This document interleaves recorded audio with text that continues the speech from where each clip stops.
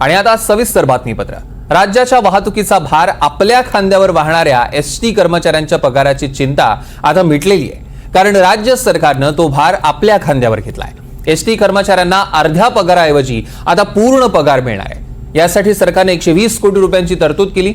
मात्र महामंडळाने अर्धाच पगार खात्यावर पाठवल्यानंतर कर्मचाऱ्यांची नेमकी काय अवस्था झाली होती, बघूया रिपोर्टमधून।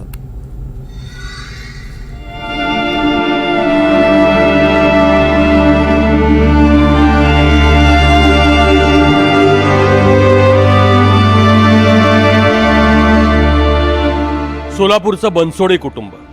प्रशांत बनसोडे या कुटुंबातील कमावती व्यक्ती एसटी मध्ये ते वाहक म्हणून काम करतात, पण सध्या बनसोडे आणि त्यांची बायको चिंताग्रस्त आहे, कारण बनसोडेंना फक्त अर्धा पगार मिळाला। कुटुंबात लग्न आहेत, कपडे लत्ते घ्यायचे आहेत, आहेर करायचे आहेत, पोरं गावाला जायची आहेत, महिन्याभरात शाळांची खरेदी करायची। या सगळ्यासाठी पैसे लागतात आणि बनसोडेंच्या हातात त्यांच्या हक्काचेही पैसे नाहीत। आता जो पगार आला आहे त्यातून सुरुवातीला तर घरातून खाण्यापिण्याचं किंवा राशनचं किंवा दुसऱ्याचे जे आड्याड जे एमर्जन्सीमध्ये घेतलेले पहिले ते तर क्लिअर करावं लागेल। आता राहिला प्रश्न हा सणाचा। आता सण कसा साजरा तर करावा लागणार, आता पगाराचा तर काय भरोसा राहिला नाही। त्यामुळे आता बाहेर कुणाकडून तर उसनवारी किंवा मित्रांकडून मागून करूनच ते करावं लागणार आहे, कारण सण तर करावंच लागणार आहे शेवटी। आता जो पगाराच्या भरोसा होतो त्या पगारीचं तर असं वांधं झालेलं आहे। त्यामुळे आता उसनवारी करणं आणि लोकांकडे मागणं आता एकच पर्याय उरलेला। त्यांच्यासोबत पूर्णपणे साथ देते, त्याने हाय त्या पैशात मी भागून घेते घरात, समाधानी राहते। कधी त्यांना काही मागत नाही, काही वेळ मिळतो का दोघांना? अजिबात नाही, अजिबात वेळ मिळत नाही। तासभर हाच वेळ आमचा। सकाळी फाटे 4-5ला गेला, रात्री 12-1 असा टाइम असतो। एसटीत काम करणारे प्रशांत बनसोडेंची ही तिसरी पिढी, पण नोकरीत असूनही तिन्ही पिढ्यांना सुबत्ता कधी दिसलीच नाही। पण आता सुबत्ता सोडा, पोराबाळांच्या ताटात घास वाढायचीही ताकद नाही। ही अवस्था एकट्या बनसोडे कुटुंबाची नाहीये। राज्यातल्या 80,000 एसटी कर्मचाऱ्यांसमोर आज हाच प्रश्न आहे, आणि त्याला कारण आहे राज्य सरकार। एसटीला दर महिन्याला 460 कोटी रुपये लागतात। कर्मचाऱ्यांच्या वेतनासाठी 277 कोटी रुपये लागतात। विविध सवलतींसाठी सरकार तिकिटात कपात करते। कपात केलेले पैसे सरकार एसटी महामंडळाला परत देते, पण दर महिन्याला नियमितपणे हे पैसे महामंडळाला मिळतच नाही। मार्च महिन्यात 272 कोटी 96 लाख रुपये देण्यात आले, त्यामुळे पगार करायला 5 कोटींची तूट आली। महामंडळानं एसटी बँकेला कर्मचाऱ्यांच्या कर्जापोटी थकीत असलेले 40 कोटी रुपये दिले, त्यामुळे 45 कोटींची तूट पडली।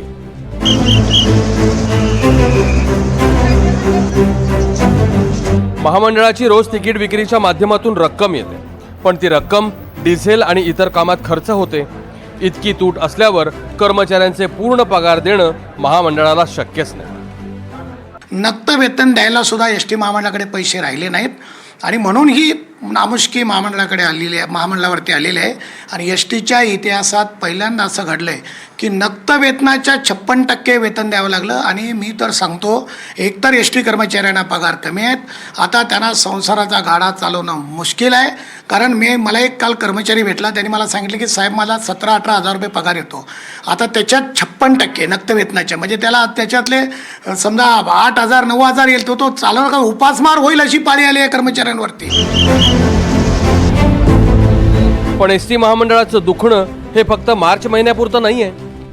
सरकारनं एसटीची इतकी देणी थकवली आहेत की आता पुढच्या काळात हे महामंडळ चालेल की नाही अशी शंका आहे। गतवर्षीची थकीत सवलतपूर्ती 1,000 कोटी, कर्मचाऱ्यांचा थकीत महागाई भत्ता 120 कोटी, कर्मचाऱ्यांचा थकीत भविष्य निर्वाह निधी 1100 कोटी, कर्मचाऱ्यांची थकीत ग्रॅच्युटी 1150 कोटी, एसटी बँक थकीत 150 कोटी, LIC थकीत 10 कोटी, रजा रोखीकरण थकीत 60 कोटी, वैद्यकीय प्रतिपूर्ती थकीत 10 कोटी, डिझेल थकीत 100 कोटी, भांडार देणी थकीत 80 कोटी, पुरवठादार थकीत देणे 50 कोटी आणि अपघात सहायता निधी थकीत 3 कोटी। वेतन प्रदान अधिनियम जो कायदा आहे पेमेंट वेजेस ऍक्ट, त्या ऍक्टनुसार 30 दिवस काम करून दिल्यानंतर आम्हाला 30 दिवसाचं वेतन देणं प्रशासनावर बंधनकारक आहे. संपूर्ण राज्यामधला कर्मचारी प्रक्षुब्ध झालेला आहे. आमच्या घरी मुलाबाळांना आज ऐन उन्हाळ्याच्या दिवसात लग्नसराईच्या दिवसात आमच्या घरी अनेक अडचणी आहेत आणि कर्मचारी चिंतेमध्ये आहे, अत्यंत प्रक्षोभक झालेला आहे आणि म्हणून महामंडळाला आमच्या भावना आज पत्राद्वारे आम्ही आज कळवलेल्या आहेत, सरकारलाही कळवलेले आहेत. तेव्हा सरकारनं तातडीनं दखल घेऊन एसटी कामगारांना 100% पगार आजच्या आज दिला पाहिजे. राज्य शासनानं ज्येष्ठांना एसटीत सवलत दिलेलीच होती. महायुतीच्या मागच्या सरकारमध्ये निवडणुकीच्या आधी महिलांसाठी एसटी प्रवासात 50% सवलत देण्यात आली. त्यानंतर ही सवलत एसटीच्या प्रीमियम सेवांनाही लागू करण्यात आली. त्यामुळे एसटीची प्रवासी संख्या तर वाढली, पण महामंडळाकडे येणारा पैसा कमी झाला.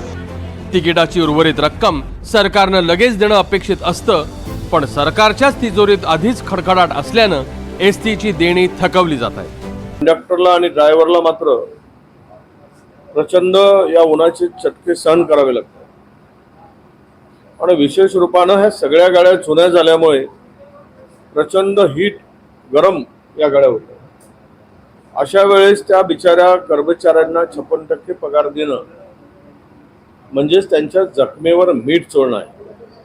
अर्थातच माझी सरकारला विनम्र विनंती आहे की जो गरीब आहे, जो कष्ट करणार आहे, त्या गरीब कष्ट करणाऱ्यांना न्याय हा मिळालाच पाहिजे. आणि हे सरकार आहे तर अर्थातच कुठल्याही कष्ट करणाऱ्यातल्या व्यक्तीला, नागरिकाला त्याच्या हक्काच्या पगारासाठी आंदोलन करू देऊ नका अशी माझी विनंती आहे सरकारला.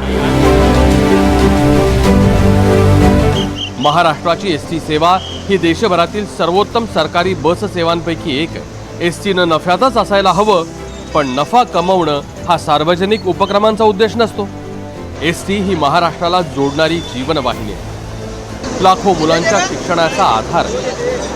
गोरगरिबांच्या धंद्या पाण्यासाठी दिलासा आहे. एसटीच्या कर्मचाऱ्यांना सरकारी कर्मचाऱ्यांचा दर्जा आणि पगार कधीच मिळाला नाही, पण तरीही ते एसटीचा गाडा हाकतच राहिले. लाखो रुपये पगार घेणाऱ्या राज्य सरकारच्या कर्मचाऱ्यांच्या पगारात 1 रुपयाची कपात करायची सरकारची हिंमत नाहीये आणि म्हणून मग गोरगरीब एसटी कर्मचाऱ्यांचा तोंडचा घास काढून घेताय. हा कुठला न्याय?